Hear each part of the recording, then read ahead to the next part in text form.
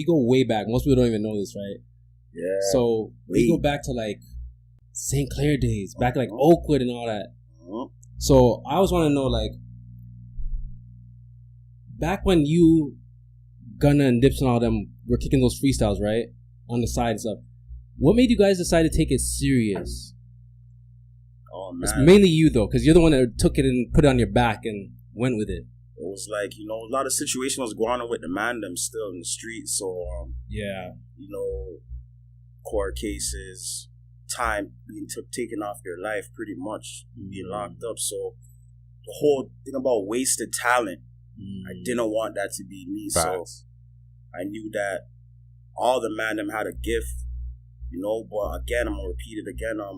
Life situations, but I didn't want to be the last one to say, fuck it. Yeah. Fuck it. I had to be someone left to, like, take the chance. Yeah, because there's too much to be said. You know what I mean? So I had to just run over the torch. Like, facts, had to. That's true. And with all the years that you've put in, right? To see where the city was initially when you first started getting up in this game, and like, did you even? And I'm gonna keep it real. I didn't see it. Me and Capo talk about it all the time. I didn't see it coming. I used to be very like, I just don't see the music industry evolving to that level. How surprised are you at where Toronto's music scene is now? Like, it's accessible for you. The door is open for artists like you that have been really putting in that pain and that work for a minute. Yeah.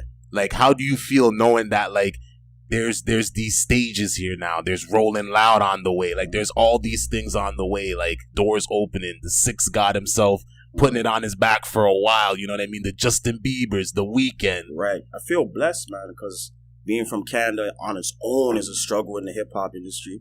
That's true. Facts. For a long time. For doors opening up for Canadians ourselves, like, it's wonderful, man. I love how every social media pushed it also, and shout out to all the blog pages also that also take off their time to push artists. You know what I mean? Shout out to Keep Six Solid. Keep Six Solid. Always keeping it solid. That's Six a fact. Buzz and all those guys doing their thing. But again, I never thought it would be as big as it is now. But I see why though, and a lot of our artists, people get to see Canadians how much talent we really got, man. Shout out to Weeknd and Drake and Tory, and that's what's up for real. That's a fact. So outside of like hip hop, right? I want to know what other genres might influence your music, because I could hear, like, even on certain tracks you hear like the guitars and certain strings, certain snares, and I'm just like, that's like a rock snare or something, like, you know. Otis Redding. Okay. Otis Redding. Okay. Man. All right. Okay. He's one of them guys. Soul, okay. Soul, and you could feel it. Like, that's what I want to give all my listeners, like, to feel it and close their eyes listening to the shit, like, and just the nasty face when they're by themselves, when they're with their dogs, you know, and when their girl, you know what I mean, when the girls with their man. I want everyone to stuff. Make that mean face. Just like when you're listening to Otis Redding, when those old school songs, if you know the songs, like, man, it does something to you. It's like, true. For real. Old school music had that feel, You feel that every Saturday morning. No trap, no nothing could bump. Otis Redding. Early morning, I bump all those classics. So when I heard morning Otis, while you're cleaning, come on, you know the vibes. You know, grown man vibes. Pumping that pain. See, for real. That jaw, trust me, man. Yo, those are the classics right there. Those are the classics for real, man.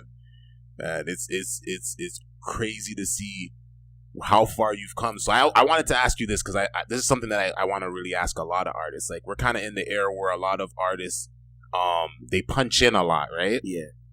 I listen to your lyrics and I find, like, you're really putting a lot of thought into these lyrics. Do you punch in, or do you write, or is it written's prior? Written's prior, man. So, I could tell. Because exactly, just like what you said, the delivery, when you write that shit before, a day before, 2 days before, doesn't matter when, you write it before and you know it, or you're just reading it, bro, the delivery on the song, it makes a way difference. Like, you just take your own breaths and, like, certain words, and, like, you just hit that word higher than the other word after that, so you're able to play around with it. But yeah, I write everything first, you know what I mean? Let's go over it, and then I just listen to the beat, and then it's just, I'm in the shower, I'm on the road, I'm everywhere, the same bars, and come time for studio, just flowing out. Yeah, it's a joke. You've Just been doing it for weeks. Yeah. It's not now. You just Nothing. no.